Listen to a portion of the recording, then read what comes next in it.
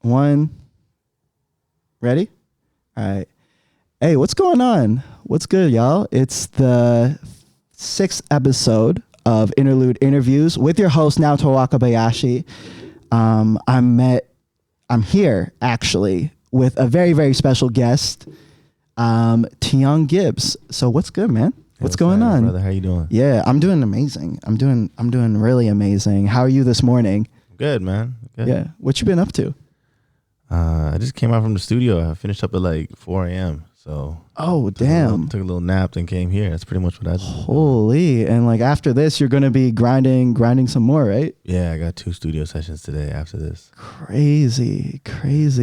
Damn. Like, I really want to get this interview in because you've been really, really out here just trying to build this scene, and it's been such an amazing thing to see. So thank you so much for like everything you've done. I just wanted to say that from the jump. I appreciate that, man. Thanks. Yeah, let's get straight in this interview. So you're born in Botswana. Yeah. Correct? Yeah. And you grew up in Kelowna. So tell me a little bit about that. Did you grow up in Botswana a little bit, or? Yeah, so pretty much every like 2-3 years, maybe 3 or 4 years, my family would move to a different country. So, Yeah. Botswana, born there. Then I lived in like Angola, South Africa, Toronto a little bit, England as well. Right.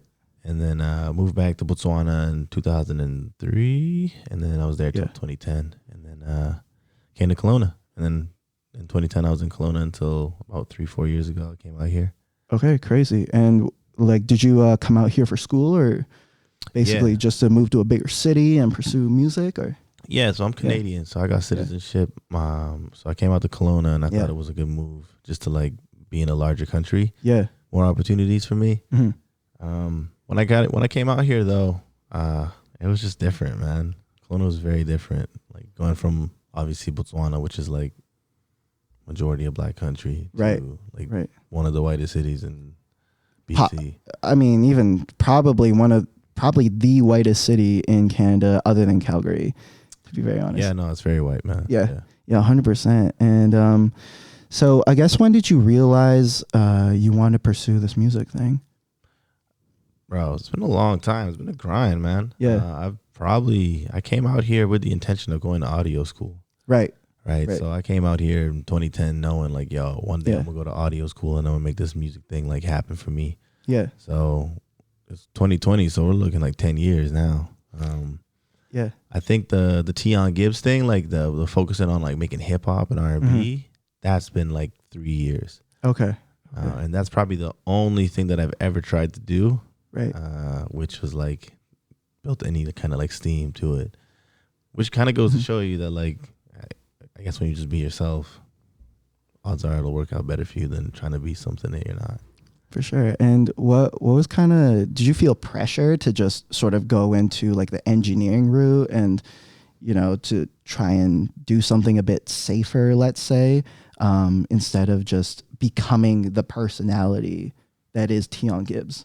I think what I should have done was I wish I had someone who was further along. Right. That could have been like, yo, bro, you don't need to go to school to do what you really want to do. Mm-hmm. I'm appreciative that I went to school because like it allowed me to be in control. Yeah. It allowed me to get shit done that I didn't need other people to kind of like connect all the dots for me. For sure. So it did kind of work out for me in that regard. But if I had someone in Kelowna who was like making current hip hop music and they were able to direct me in a way so that I would have the opportunities to do what I'm doing now, that would have been the move. But I didn't have that person. And so now that's kind of like what I try to be to like people I work with. It's like, hey, I might not have much. It's not going to sound as crazy as like Studio X down the street, but like I can give you the opportunity to get started. Right. For sure. That's kind of like the role that I've over the past, I guess, month that I've started to know you. I felt like that is the kind of role that you try to take up, that mentorship role, you know what I mean? And try to help so many different people out here. And again, it's been amazing to see. So. Yeah, I appreciate it, man. I just feel like it should never be that hard. Like this, No. the music is supposed to be like, it's supposed to be an outlet. It's supposed to be fun. I get there's a business behind it, but it should never be that hard for people to be able to like just create. Right. And like, not even like the business aspect of like booking shows and all that. Just purely just to create, it should not be that hard. What were some of the, I guess, barriers that you saw, I guess, like coming into this scene, and even just growing up in Kelowna and seeing how artists were holding themselves back? You know, when I first came to Vancouver compared to now, I feel like there's been a shift in kind of the culture. Yeah. In a really, really positive way. Yeah. And I'm hoping that like, I can say that I contributed to that just with my little small group. Yeah. And everyone kind of doing similar things. Yeah. But I think the biggest thing is just like, at the end of the day, it's relationships, right? So when you come into a city and you don't really know anyone, like you don't know any quote unquote gatekeepers or anyone that can kind of offer you opportunities, you really got to prove yourself. And so when you start proving yourself, you're able to like create opportunities for yourself and for other people. And that was the biggest hindrance when I got here, because it took me like a year and a half, maybe 2 years, right, before people actually cared. Yeah. So that's kind of, that took a long while to get that figured out. And so I look back at like the journey so far and I'm like, I wonder if like it's just the culture's changing or just because I know more people now and I'm more connected within the city. So right. I always question that. But that's definitely like the biggest roadblock that I had. It's just that I didn't have the connections. And I still don't, but I have a little bit more than I used to. So I'm thankful for it. Right. And I guess that's why the 100 Collective became conceptualized and realized in your head, is because you realized, oh, I want to build something out of this, Yeah, bro. So, like it really just came down to like, yeah, I was like, man, this is what we do on a daily basis anyway. Like we try to create opportunities for one another. So like, why not formalize it and brand it and then make it look like something that the goal is to have the entire city kind of involved in some capacity, right? Like it's not going to be, I don't ever want people to look at it and be like, oh, yo, Teon just puts on his homies. It's got to be like, so that's why I'm super happy that when we had like Kendra come on and do a session, and then we had like Una Make, like I didn't know them until those sessions, you know what I'm saying? Crazy. So it's cool that like that's happening now. And like, yeah, so I'm excited to see what 2020 brings for that, because I think we currently have like 14 sessions just like chilling in the cut. Oh my God. Unreleased, and we have some interviews now. Oh damn, I had no idea. Yeah, so we have a lot of content that's just kind of chilling in the cut now, and we're just getting ready to roll it out. Right. And I guess have you guys developed the release schedule already, or? Yeah. We have something like mapped out for 2020. It's just really we're gonna have some flex to it, just because we know like it's all about user attention. Yeah. And got to find the balance and a way to make sure that people can stay engaged with you, right? And stay excited about what you're doing without like oversaturating them and like being too in their face. Yeah. So it's kind of hard to find that balance. And to clarify, this is the 100 sessions, right? Yeah. So it's going to be 100 sessions and 100 interviews. Oh, okay. Cool. Yeah. Could you, I guess, like break down what 100 sessions is for anyone that doesn't know? Yeah. So basically what we do is, we just invite an artist in that we think is kind of like dope for the aesthetic of the show or for the session. It's in a production studio, so it's all like white background. It's really clean. My idea was like, I want it to look like a coffee shop on Main Street. Right. Super white, super clean. Yeah. Look very Vancouver. Yeah. And then it is kind of like a NPR or Tiny Desk or like Colors kind of esque performance, where it's just like, 3 or 4 shots, different multiple angles, but it's really clean. We put the lyrics of the song up so that people can,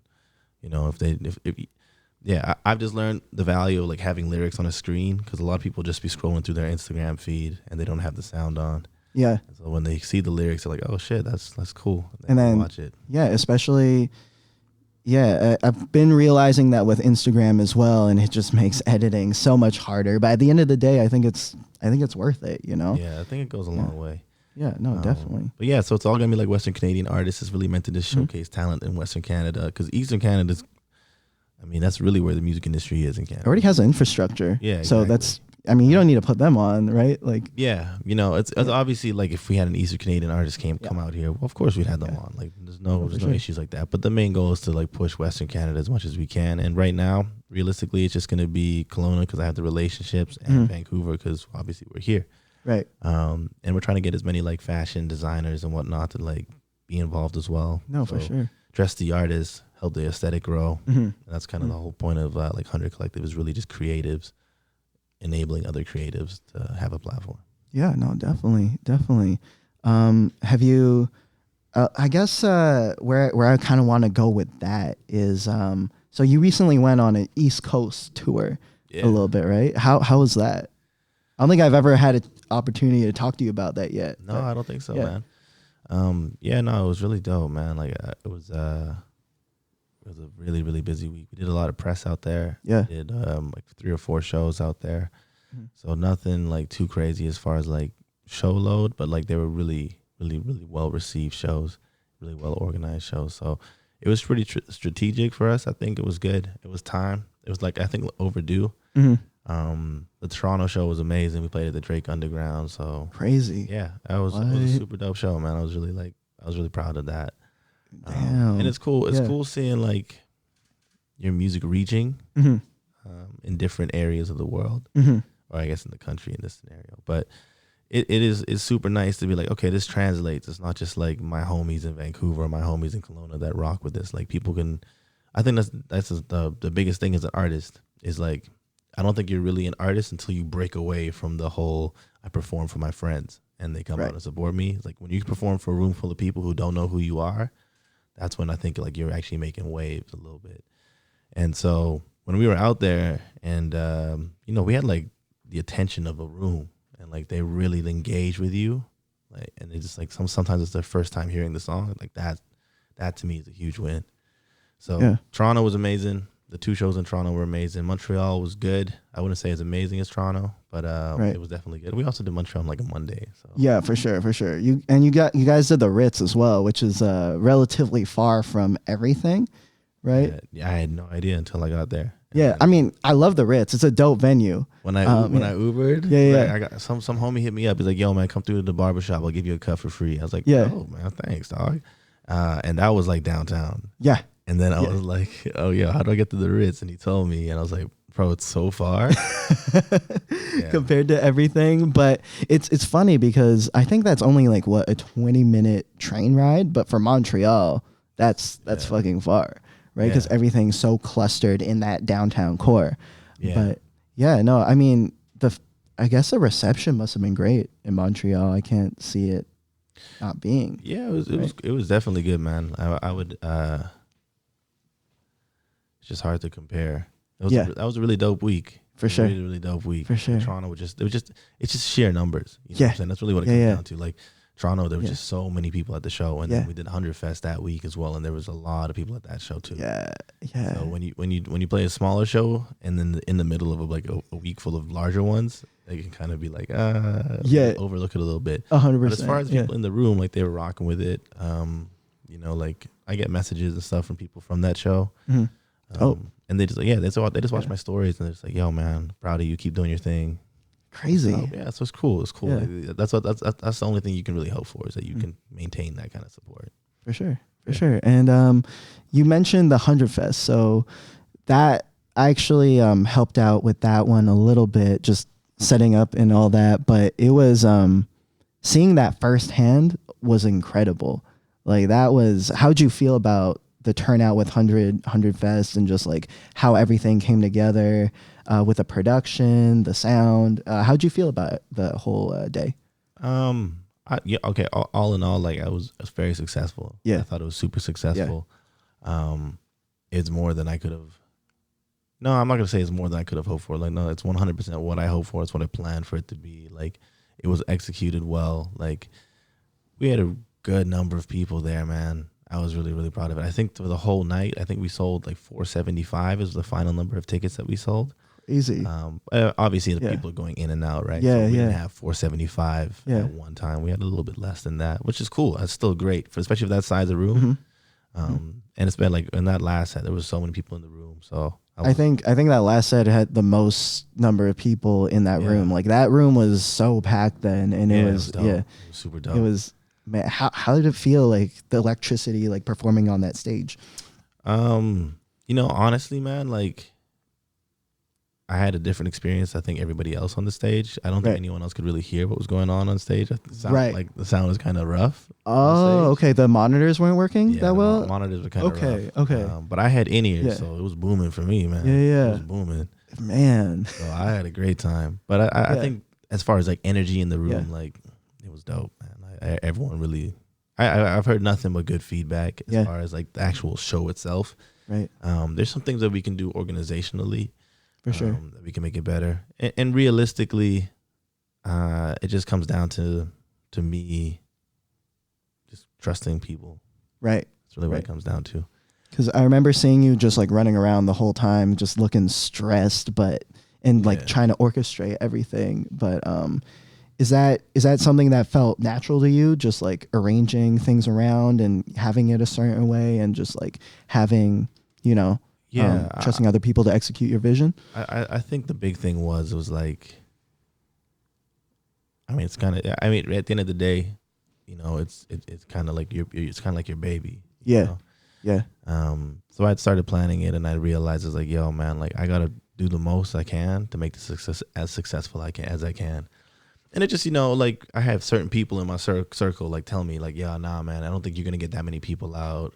And it almost like gave me that like chip on my shoulder to be like, nah, 100% I can do this. Wait, people told you that within your circle? Yeah, 100%. I guess that's why you probably keep them around, so they don't, so they keep you in check, right? Yeah, 100%. Like I'd rather someone tell me like, I don't know if you can do that, right? And light a fire in me, right? No, 100% I can do that, as opposed to like people in my circle that are just like, yeah, man, no, you're gonna kill it. It's gonna be amazing, man. I can't wait to see it. Like, I don't need that in my life. Yeah, because then that's gonna make you like lethargic. So it's really just like for the next one, it's just like I know my strengths, and I just gotta find a couple people to help.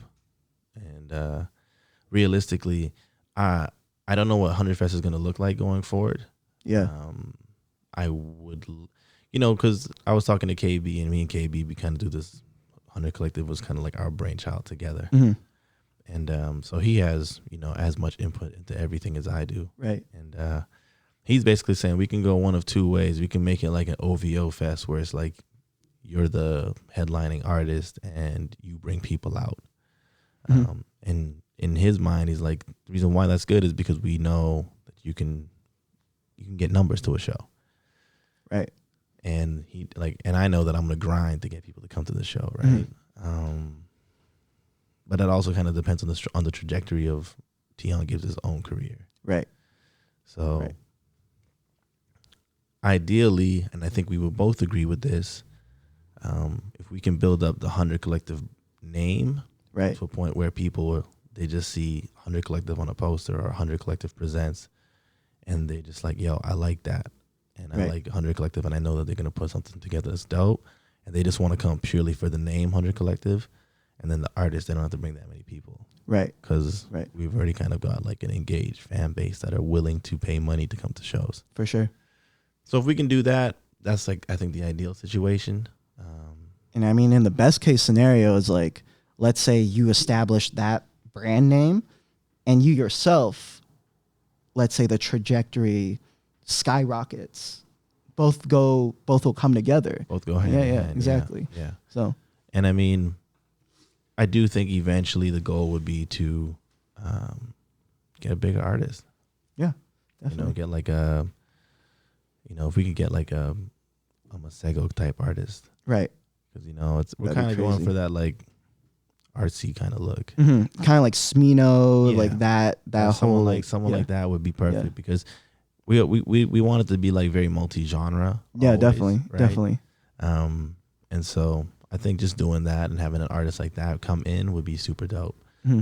And I mean I think that's eventually like the goal and the right move for us is to really push for someone like a Smino kind of vibey artist, a Masego kind of artist. It would just be a really good look for the platform itself, and it would make sense as far as like growth. Yeah, No, for sure, for sure. I guess as an artist in 2020, where do you want to see yourself going? Like, what are your aspirations for 2020? Um, you know, the dreamer in me is like, boom. Yeah, That's it. I just want to be popping in 2020. That's what the dreamer says. yeah, The independent artist who understands like the grind, yeah, like how hard I have to work. I would like to say I can successfully have toured Western Canada as well as Western United States, and I have successfully done shows in England. That's my main goal. mm-hmm. Mm-hmm. And then get on a festival circuit. So it's really just taking what I've established in Vancouver, Kelowna, that kind of BC vibe. Right. And I think the Toronto experience was very eye opening for me, seeing that many people come out and be engaged in the show. So it's like I got to take that as far as I can now, to as many different cities as I can. Yeah. And so that's really it. Just really growth is like the main move. I'm working on a couple like placements. Mm-hmm. See if I can get some songs in like TV and film and like That'd be crazy. video Yeah. games as well. Yeah. So I'm working on those placements too. I just feel like playing the whole release a single, cross your fingers that it gets onto a Spotify editorial playlist is not a really like sustainable like business model for success. No, not at all. Right. Especially now. Right. Yes. And especially if you don't have like a connector or a plug that can connect those dots for you, Right. then it's like you're just shooting out the barrel and you're just hoping something hits. You know what I mean? Yeah. It's much more smart to like diversify, you know what I mean? And it's like any sort of business. Yeah. Right. Yeah. And I've learned that like a lot of artists, there's so many artists in Vancouver specifically that I can speak to. I can off the top of my head, I could probably name you 10 artists who I think make fire ass music. Yeah. Yeah. And there's way more. Yeah. I think Vancouver actually, as far as talent right now, there's actually a lot of like really dope artists. I 100% agree. Yeah, it's crazy. Agree, yeah. It's actually crazy. Yeah. And I think like how does Teon Gibbs differentiate himself from those artists? Right. I know I can kill a damn show. Mm-hmm. Right. So if that's my into the industry, that's Right. gotta be my thing. It's just like play as many shows as I can in as many different cities as I can. And yeah, financially I might take a L every now and then. But it's like gotta be smart with your opportunities. It's like, yo, Teon, we have a show for you. It's in San Francisco.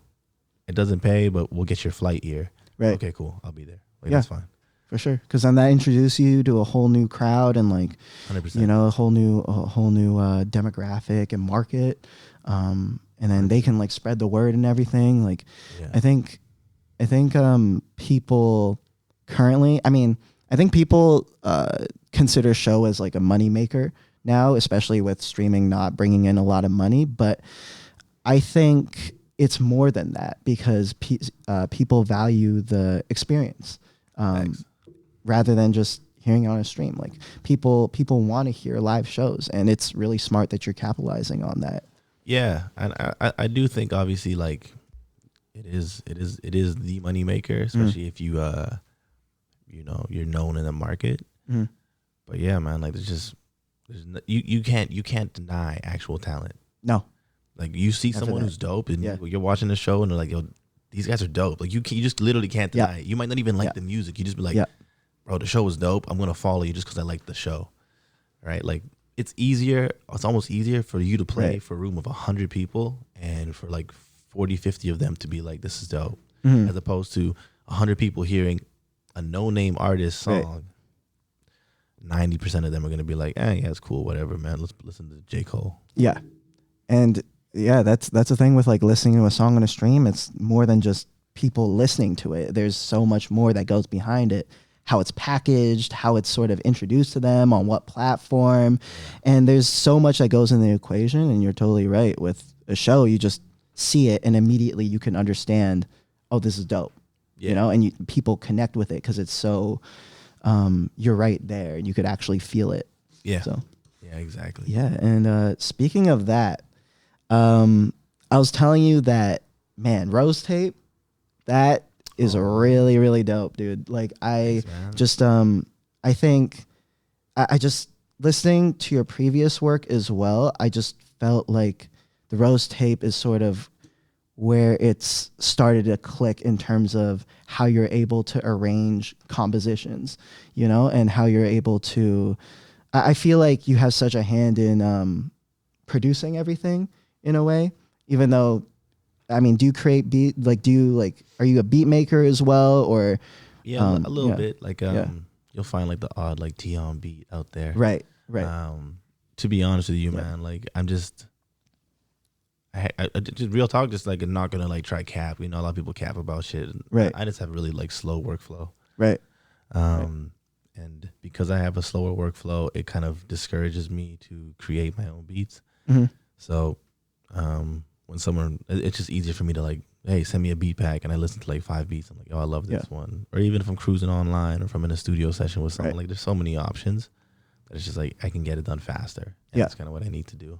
Yeah. But as far as like compositions and like production too, even if someone else is the composer, like we do a lot. Like we get the stems for everything. Yeah.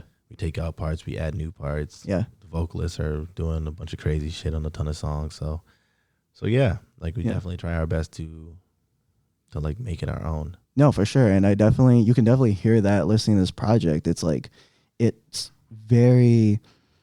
not like you literally just got different beats from different beat packs, just recorded some vocals on it, and then just threw it on a project. It seems like you sort of retooled every single track to make it follow a consistent theme throughout the project, which is, I mean, that's what you want out of a body of work, right? But I just feel like with most artists, they don't think about that kind of thing. Yeah, no, it's and I could tell that you sort of went in a sort of like lo-fi direction, but then while trying to add on, not to like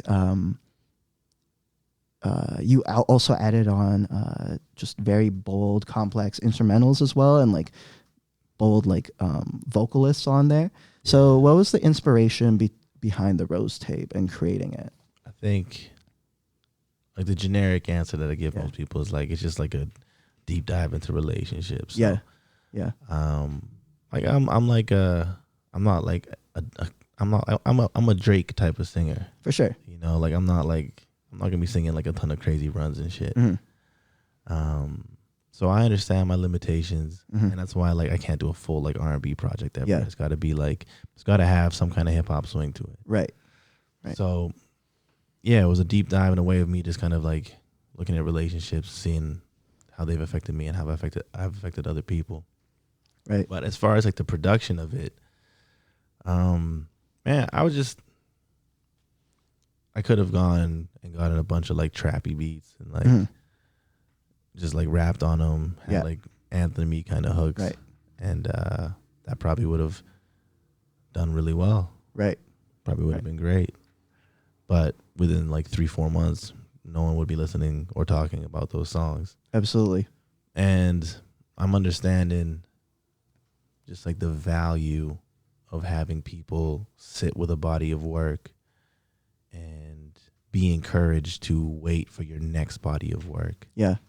So taking the risk of like kind of going to more like lo-fi kind of production with like some cool jazzy like instrumentals or instrumentation on top of it was like a very conscious decision.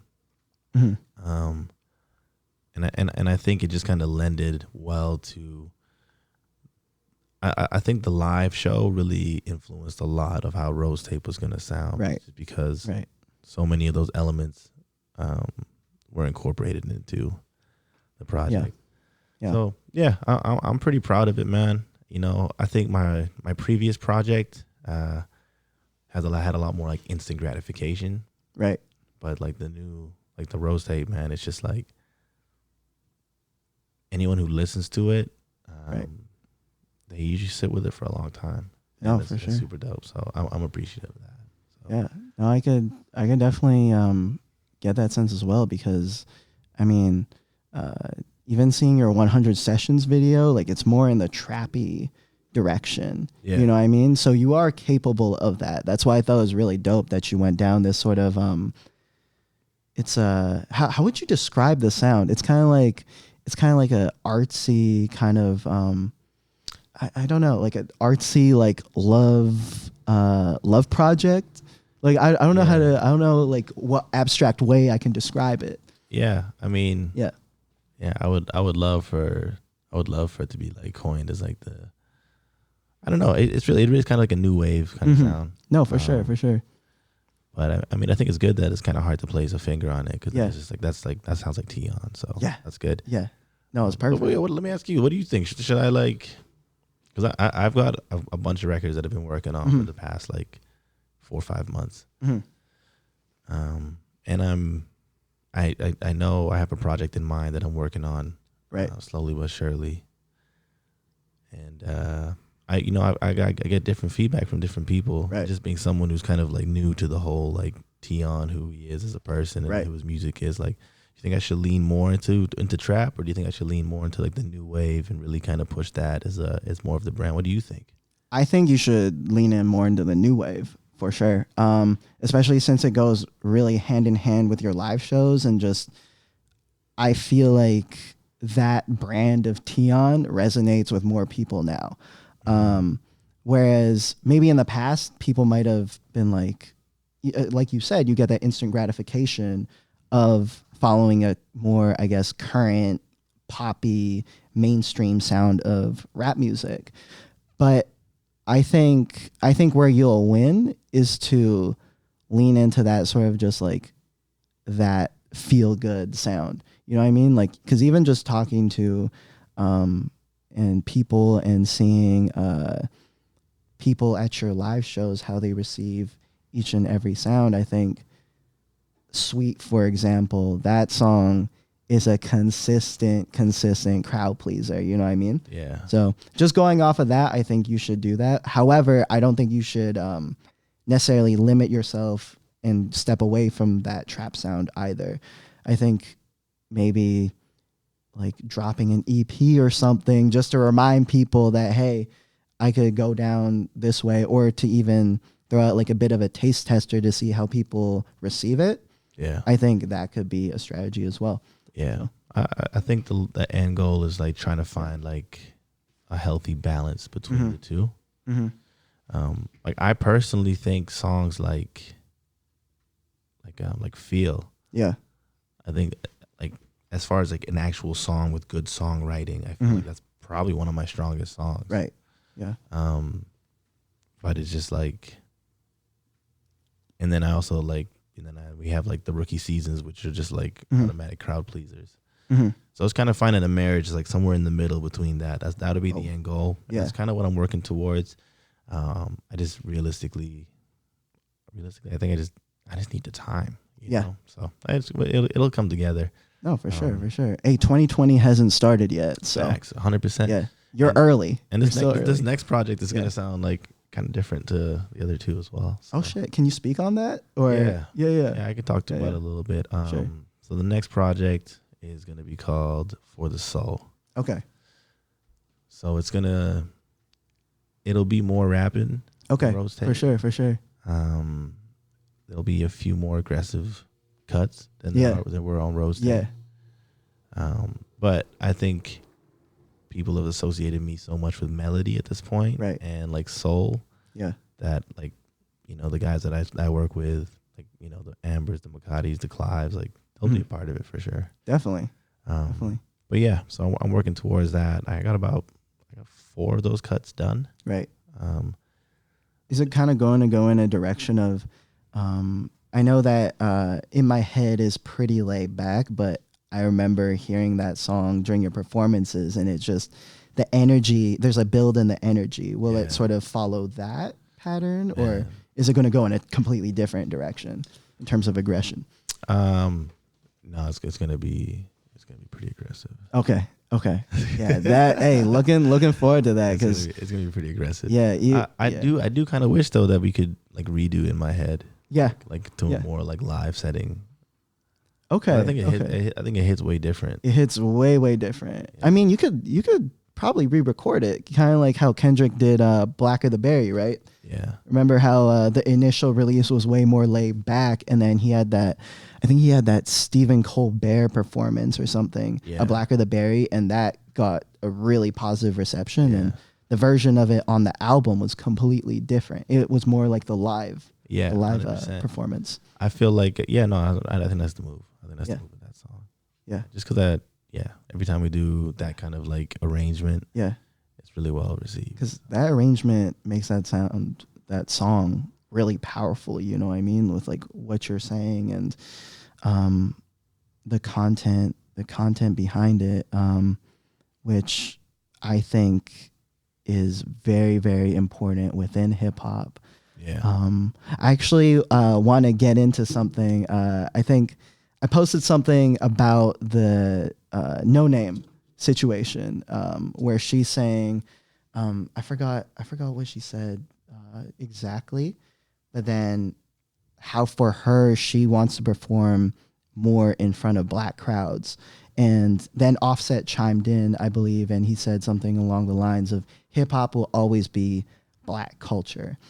Now, this topic is very, very important for me because ever since I started listening to hip hop when I was 13, I think I don't necessarily know what it was, but I always recognized that no matter what, no matter how much I learned about this genre, no matter how much I enjoyed this genre or however I felt, at the end of the day, I was always going to be a guest. And I think with a lot of the backlash behind the No Name tweets, I think there are a lot of people in hip hop that disagree with that sentiment. And I personally think it's really disrespectful to think otherwise. But I just want to get your thought process on all of that. Yeah. Yeah. I think you posted on your story like 3-4 weeks ago. Yeah. Like yeah. And you said, I think you responded with people need to know what they can't speak on and can't speak on or something like that. Yeah. I think that's important to like understand. Like, I mean, if I was to start speaking on women's rights, right, I would know that my opinion and my voice, although important to be an ally, I would know that I have to defer to a woman. 100%. Right. And it's the same thing when you speak on black culture. Yeah. Like you can be an ally and you can be a voice, and it is important for you to voice your opinion and share. But you need to know when to defer. 100%. So I do think it's important to kind of like find that balance in that line. Yeah. As far as like, to be honest with you, I didn't even know that was like the No Name tweet. I just saw your story and I just with Offset saying what he said. Yeah. That's hilarious. No Name got a ton of backlash for that. A ton of backlash, but yeah, I mean,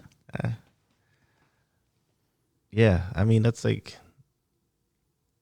I think I understand where she's coming from, but I mean it is the largest form of music and like largest genre of music in the world. Like at this point, like that's kind of like I don't like, I hate saying this because it sounds like kind of cringe, but like it's not very inclusive, right? You know, but it doesn't have to be. Yeah, that's what it comes down to. It doesn't have to be. Yeah, if she wants to say that, she's in her full rights to say that. 100%. But I just think as far as like, for me, like just purely business wise, it doesn't make sense. Like, no, you're so dope. Like everyone likes you. Like, why wouldn't you? Right. Build your brand and and it's just like if you really want to get to the nitty gritty of it, like that's an opportunity for you to speak, and for you to like educate. Right, for sure. If you really want to go that route, I guess instead of like trying to distance people away, sort of try to lead people through what's right and wrong. You know.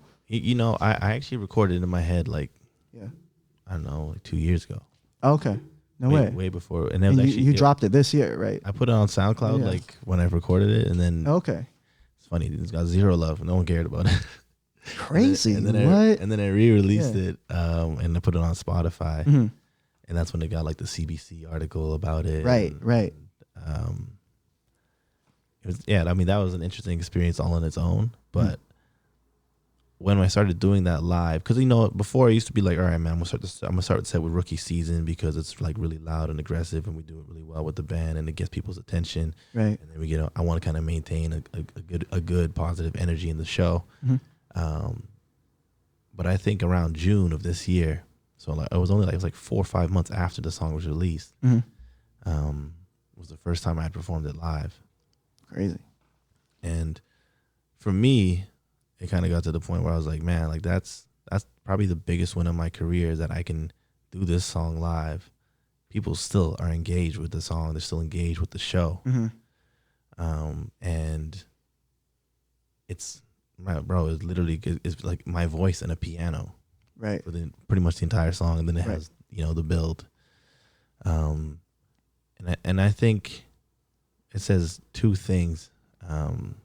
That's the moment that people remember the most, I think, from the show. Yeah.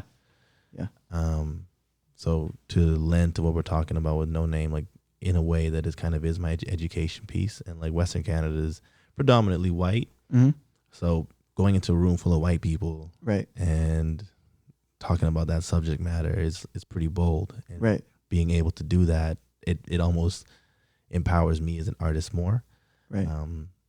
And I mean, it could hurt me in the long run. People could like pocket me as like a conscious artist. Right. But I don't really care. I'm just gonna make music. Right. But I mean, at the end of the day, it's like if you feel that, then why bother with what other people feel about that song too? Because it's so powerful. Yeah. At the end of the day. Yeah. So. Yeah. And I mean, like I think the dopest thing about it is really just like it just shows me how far I've come. Yeah. That I can do a song like that. That's like encouraging for me. And no, it's amazing. And I mean, as a fan of that sound, I mean, I hope you lean into that kind of subject matter as well. Yeah. I think it's important, but yeah. Yeah. And I think especially in like Vancouver, there's not many people speaking on that kind of stuff. So no, not at all. Not at all. Yeah. And I think sort of just to like lean into it from a Asian perspective as well. I think I really love this this surge of really conscious people trying to get in the scene and within the Asian community, because I found that Asian people didn't necessarily speak out on racial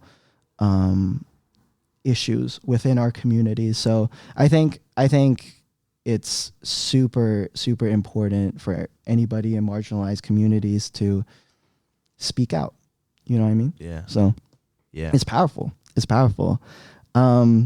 So to lean away from, I guess the more so serious topics, I kind of want to get into some bullshit here. So let's do it. yeah. So your ex wrote articles about you.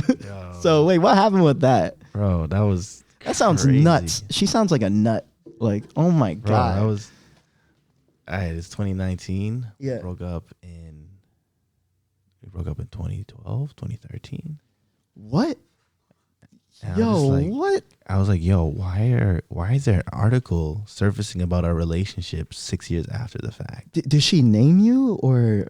No, it was just like Okay. my ex. But it was like, we dated for like 6 years. Yeah. Like a high school girlfriend. Yeah. And then the next guy she was with, she married. So it was like, I think everyone knows exactly who she's talking about. Like, if you know her, you know what I'm saying? It's just like, what? Yeah, no, I was very surprised. Dude. Yeah.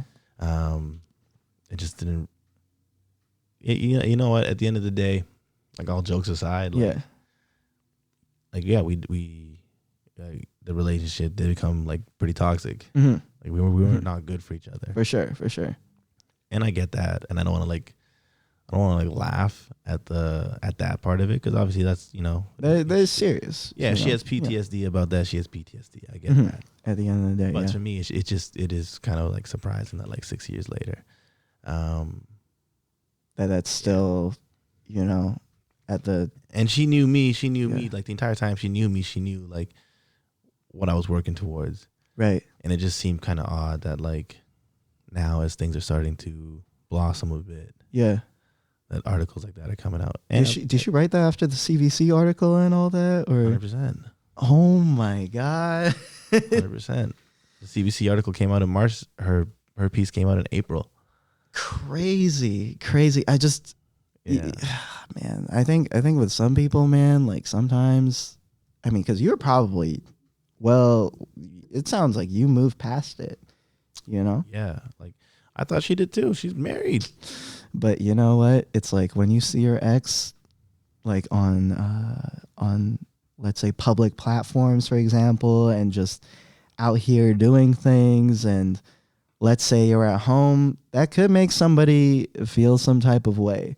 Yeah, you Which can become is- you can get triggered. I can Yeah. see that. Yeah. No, definitely. I mean, man, I hope you don't have any other exes coming out of the woodworks as skyrocket in 2020. Oh, it happens, man. It's already been happening, bro. I had a girl. Yeah. There's two people I think it might be, Mhm. but yeah. Oh, so it's an anonymous. Yeah. Like, oh yeah. shit. But like I'll Yeah. if I'm talking to a girl, I'm seeing a girl, like Mhm. random people will like take videos of me at like different locations. That And then they'll wait, send, what? yeah, so girls will like take videos of me. Yeah. And like literally it'd be dope if they like taking videos of me and I was actually doing something wild. Right. But I'll literally just be like chilling at a club, standing on the wall. And it'll be like Teon's here with another girl, and it'll be like, what the fuck are you talking about? Like, That's it's crazy. like the fact that you're like going out of your way to like try and like, I don't know, ruin a potential new relationship or Yeah. and anything good that I got going. It's just like it doesn't really make sense to me. Right. And it's like mind your own business, because it's like clearly they're standing like 10 feet away, Yeah. filming you from a distance like a creep. Like, that's weird. Like, what? I don't know. Yeah. That's messed up. That's really Yeah. messed up. Yeah. Yeah. Have you been able to navigate that with, and I'm guessing that's probably been kind of hard with like new situations that you've gotten to, right? You just got to hold the L. That's all you can do. Just hold the L. Yeah. 'Cause, I mean, no one really wants to like. I mean, it's hard enough being with someone who is never really around. Oh, okay. Right? Like I just told you, like, man, I was up at a studio session at 4. Right. We're doing the podcast now. Yeah. And then I have 2 studio sessions today. Right. Right. Right. So at what time would I get to hang out with a girl? Let alone if I'm at an event and someone's filming me and saying, hey, your guy's out here, and he's doing dirt. Like, of course you're gonna be like insecure about that. Even if you don't believe it, it's just gonna be like an insecurity. Yeah. As well as that, it's also just not nice. No, not at It's all. just not cool to get those messages or those No, like not at all. any kind of content like that. So it does seem kind of like whack. That's Yeah. man. I wrote about it crazy. in that track Obsessive on Rose Tape. Oh, no way. Yeah. Okay. Wow, damn. I missed that. I thought this was like a recent occurrence. Yeah. Like, you know what I mean, with like the filming and shit. Yeah, it's been like But I guess- it's been like pretty much the whole year. Damn. So, I mean, man, you must be popular with the women then in that case, man. I don't know Shit. about all that, but That's crazy. Well, I mean, hopefully, yeah, like I said, hopefully more exes don't come out of the woodworks, because that's insane. I kind of, I guess you sort of mentioned how you have to take that L in that case. Within your career, you can speak on this if you want to, or if you don't want to. But what's the biggest L that you took, and what did you learn from it? What's the most important lesson that you learned from it? shit. I've taken a lot of L's, bro. Right. Because I think you mentioned on your Twitter how you said that everybody pays attention to the results, but not the journey, right? Yeah. I feel like that's the most frustrating part, because people just want to congratulate you when you're doing well, but then not necessarily offer support when you aren't. Yeah, You know? no, that's true. Yeah, I mean, I think as far as like L's that turned into good things, like 100 Fest was an L at first. Oh, how was it an L? What happened with that? It was like the hardest thing for me to book. Yeah. The venue, bro. Yeah. You guys happen to get Celebs Underground too. Yeah, I know. Yeah. And it was just like I went through like 3 or 4 different people. Everyone Crazy. played games with me. No one responded to my emails. Yeah. And I don't know if it was a thing of like, nah, Teon, he's not gonna be able to bring people out to a show, or if it just wasn't because I wasn't associated with like the promotion company that owns the venues. I don't know what it is, but if it wasn't for me, like, you know, asking around within my network to someone who had to connect, that would have been a fat L, and we wouldn't have been able to do the show. So I guess what I learned from that was just like, community network is so important, and don't let anyone tell you no. Yeah. And I think a big L I took this year, earlier in the year, is I hired someone to help me with like PR. Okay. Like, be a publicist for me. Yeah. And how did that turn out? I invested a lot of money and I saw zero come back from that. Wow. Yeah. Damn. So it was like, yeah, no, I'm going to apply for this grant for you. And I was like, okay, cool. Can I review the grant before like you submit it? Yeah. Yeah, absolutely. And then zero response. Wow. Okay, can now you have to log in to see the status of the grant, to see if it's been received, to see if it's in process, and to see the results of it. Damn. No response to my emails. So I put in like for all that through one person, I put in like a G. Wow. So crazy. and I'm not like I'm by no means am I doing like great financially. Like I'm just like a struggling artist, like trying to keep the lights on. For sure. So for me, like I even paid her in 2 parts. I was like, because I had to like live off of 2 checks basically. Right. To do that. And yeah, I saw zero from that. Nothing came back from it. So. And then I guess she dipped. That's crazy. Yeah. Yeah. Yeah, it's pretty bad. Yeah, man. It's pretty bad. And it's just crazy because it's just like someone will come and they'll be like, yeah, no, I work for this company here. I'm associated with CBC. They're local. So you assume that, all right, okay, like, you're checking off a lot of things that would be otherwise red flags. So we're good. Right. Yeah, I feel like people, I mean, especially in the entertainment industry, people just sort of really, I guess, what word am I looking for here? People really try to stretch out their loose associations with things to sound more legitimate. I remember sometimes I experienced that here, but then like LA was just abundant with that. Everybody seems to know somebody, and they say things like, oh, I could do this to you. But at the end of the day, I just feel like a lot of people just happen to be movers and shakers, and they will try to finesse people. So I think it's important that you got that lesson super early on, you know? Yeah. I mean, just don't let people jerk you, basically, is what it comes down to. Pretty much. And I felt like I have a pretty good like eye for like bullshit. I missed it on that one. So I mean, at least you can add that to the mental Rolodex now, to the red flag Rolodex. Yeah, no, it's crazy because now it's just like I can't go through. I feel like I can't go through someone independent. Like I feel like I would have to go to like Creative BC or Music BC and be like, hey, refer me someone that can help me with a grant. Right. Or I'd have to go to someone who I know is a manager for an established artist and be like, yo, you know, hit me up with a publicist or a PR person or a booking agent. And like by her doing that, it kind of like fucks the game up. Right. It fucks the game up for like independents who are just like, yo, I'm out here grinding and I want to make a little bit of a living off of this. Right. You know, it'll be cheaper to go through me than it would be to go through someone through an agency. Yeah.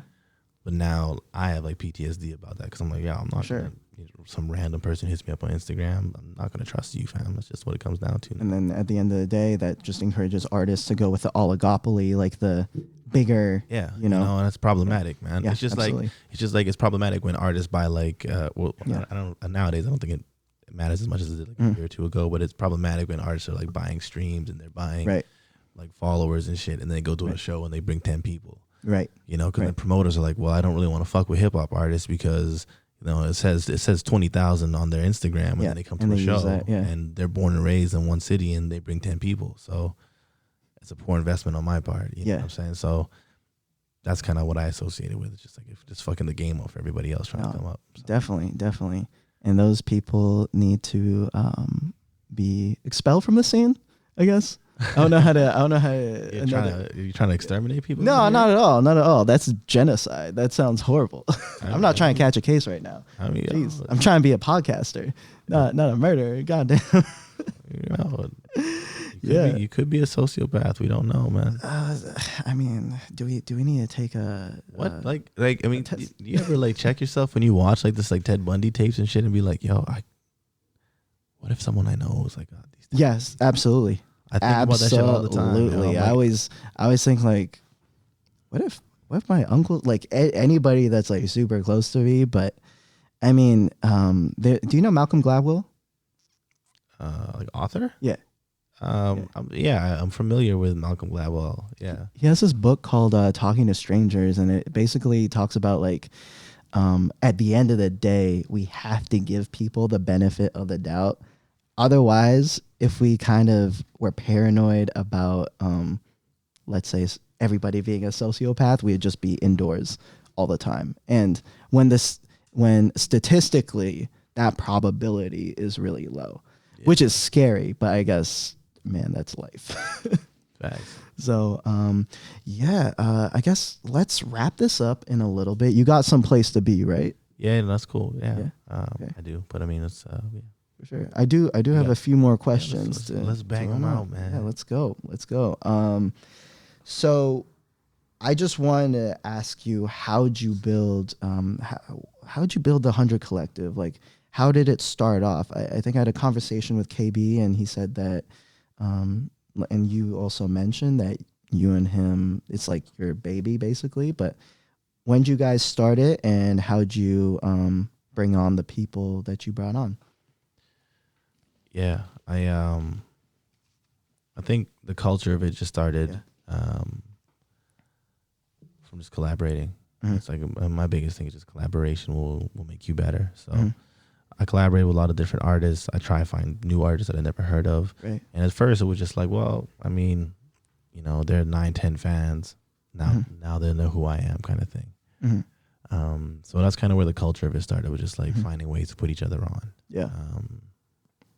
And I think me and KB, we're chilling, and we were watching a bunch of like performance videos, and we were just like, yo, honestly, man, we can do this. Like, I can record the audio, you can film it. Like, we can do this. There's only going to be like 4 shots. Yeah. Like, why not do it? Yeah. Like, and when you really, even when you watch like Tiny Desk, you realize it's like, bro, there's like 3 cameras. That's literally it. Right. It's like, and I mean, yeah, we just use 1 camera. We just shoot it 4 times, 5 times. Mm-hmm. But it's just like, why wouldn't we try? You know what I'm saying? Why not? And it's just like people complain and they whine about like, oh no, there's no opportunities in the Vancouver culture, the Vancouver scene. I mean, I would rather be in the scene, right, and try, create opportunities, as opposed to just like, sitting there and bitching about it, basically. Yeah. You know what I mean? So I just, then at the end of the day, it's like, what are you going to do about it then? Yeah. Right. And it was cool because like, and I mean, bro, it's still such a young, early stage. It's a really like new thing. It's really young. Yeah. There's a lot of ways that it can go, but I think there's a lot of like opportunity in there. No, absolutely. I think what people don't realize is that there's so much room for growth, and if you can capitalize off that, then you're basically going to be a first mover, and you'll have that advantage, as opposed to, let's say you don't know anybody in New York. Chances are you're most likely not going to meet people that, like, a significant number of people that are higher ups within a year. Whereas you can do that in this scene at a much faster rate because it isn't developed yet. Yeah. And yeah, people definitely do underrate that aspect. Yeah. But I think it goes with like how you were saying that. I mean, you did ask the question of like, oh, is it just me that I know more people, or is the scene growing? And as somebody that started to get into the scene maybe about 6-7 months ago, I just feel like it's growing, especially as I grew up here my whole life. And I remember when I was 18, the hip hop scene was virtually non-existent. I mean, it existed, but it was just so small, and something like, let's say, the Breakout Fest wouldn't have been possible. Like, I remember when I was 18 and I was talking about how much I loved hip hop music and how I was listening to that. I remember going to parties and people, I would put on like mainstream rappers of that time, like Drake, Rick Ross, and Wiz. Wiz was huge during that time, and people would switch it to like Mumford and Sons at a house party, and you would not get that now at all. It was ridiculous. It was ridiculous. Canceled. Yeah, yeah. I am glad. I'm so happy we are not in that era at all. I would literally put on 2 songs and people wouldn't be vibing with it. I have nothing to say to that. That's it was, man, 2013 was a different time. I mean, that Mumford and Sons album did slap that year. But, yeah. But I mean, you know what? Yeah. Time and place, though. The scene has grown. Yes. We'll roll with that. Yeah. Vancouver's scene has grown in a really positive way. Yeah, I think the dope thing about Vancouver's scene, you know, when you actually think about it, like Vancouver actually has like a handful of artists who you can actually like classify as premier artists that have crossed over to the mainstream. Yeah, no, absolutely. That BB No Money song, BB No, La La La, huge on TikTok, huge on like just in general. Booming. He's touring off that. Booming. And off his other music as well. Booming. Manila Grey. They're gonna be booming to that level very soon. Yes, they're on the cusp of that. You know absolutely. And I think what's dope about Vancouver is, and I'm really, really thankful for this, and I'm really, really happy that this is the way it's panning out. Mm-hmm. Is that it seems like because everyone's been grinding, it seems like a lot of people are gonna jump to the forefront at the same time. Right. And they're all gonna sound different. Which is like, it's gonna be so healthy for like the Vancouver. I'm just gonna be real. Mm-hmm. When you go to Toronto, obviously Toronto's like kind of like our mecca for hip hop right now, right? And I think like 3-4 years ago, I think Toronto, like it was just booming. Like the sounds, it had like a very like rich, dark, low end trappy sound with like really cool melody on top of it. Right. But it's kind of transitioning more and more because there's so many more opportunities now, and I almost feel like that real dope artistry is being overshadowed by generic trap that sounds exactly the same from every artist that I hear. Right. And I think it's because when you have a handful, like you have a blueprint that's been set out for you, you start following that, and then people to different talent levels, but with influence can come into that. Yeah. It changes the kind of general soundscape and scene.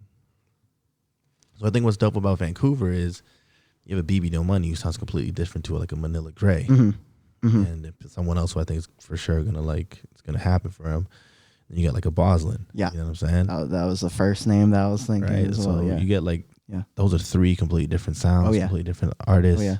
And they're gonna continue to grow. It's just gonna happen. Yeah. Right. And I could probably name you like I'd say probably like 5 more artists that I think have that kind of potential to actually make it like to a mainstream level. I think there's a ton of artists in Vancouver that are going to have professional careers. They're going to do music full time. Yeah. They're going to have niche followings, and they can get to a level to like where Smino is currently at kind of thing. So and that's nothing to look down on. That's a really good place to be. That's an amazing place to be. Yeah. But I'm just saying, I think there actually is 5 to 7 artists that can really make it onto like regularly charting on Billboard. Yeah. Kind of level. Yeah.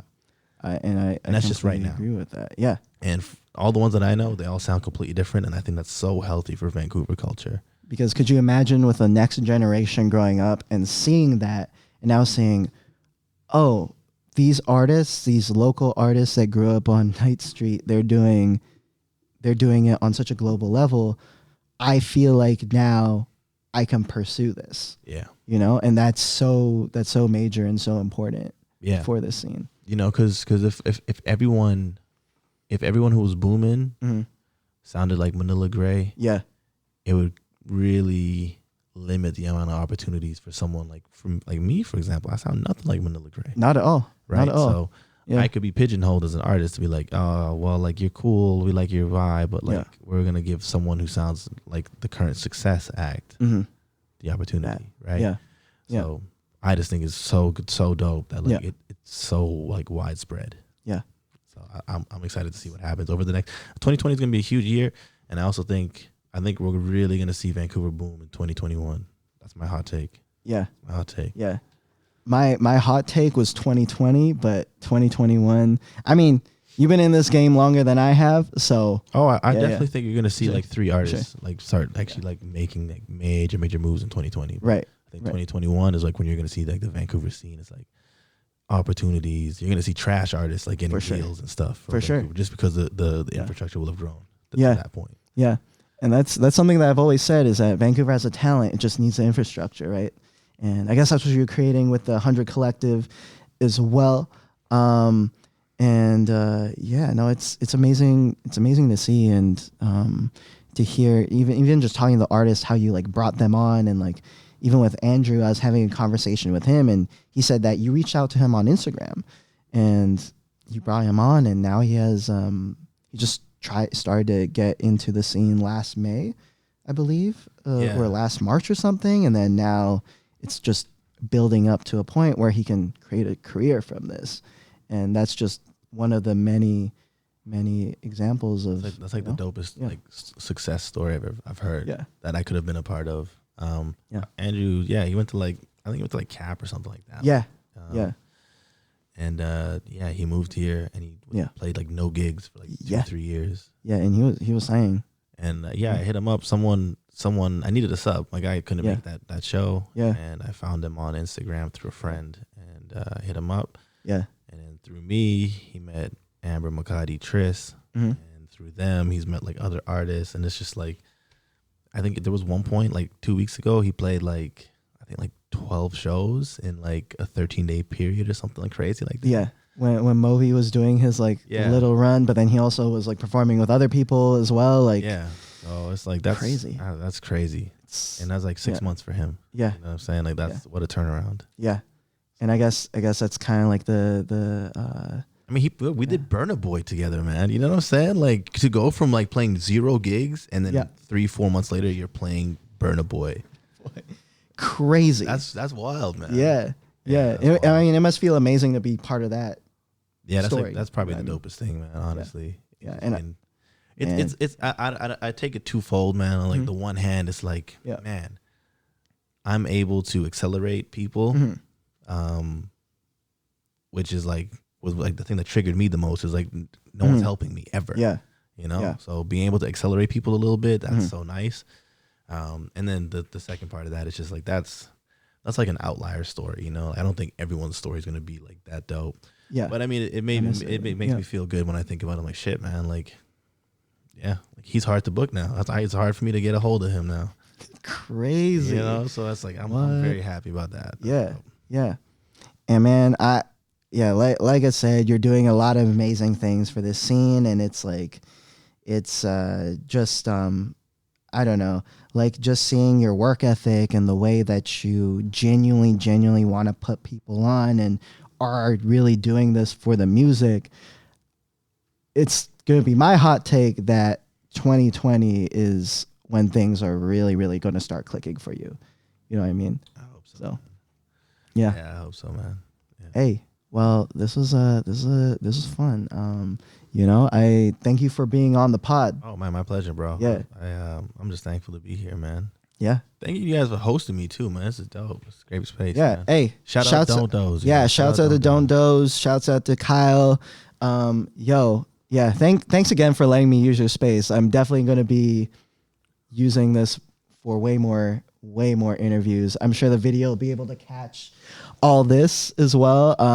Yeah, it's amazing. So yeah, this is the 6th episode of Interlude Interviews. And before we go, do you want to promote anything in the meantime? You got any shows coming up? Any projects we should be looking out for? Biggest thing I'm gonna say is I got January 31st. Okay. I got a single coming out with Chill Winston and Omar Khan. Okay. Omar Khan actually just had a placement on Love Me Maybe, the Netflix movie. Oh no way. The God, I think that's what it was called. Yeah. Yeah. Always Be My Maybe. Oh, Be My Maybe or something. Yeah, Always Be My Always Maybe. Be My Maybe.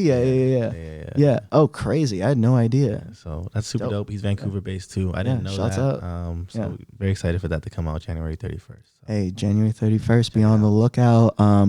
If you haven't already, give the Rose Tape a listen. I promise you that it's dope. So yeah, give it a go. Give it a go. Hey, thank you so much. Thank you, bro. Yeah. Appreciate it, man. Appreciate it. Episode 6 of the Interlude interviews with your host, Naoto Wakabayashi. And I'm out. Peace. Peace.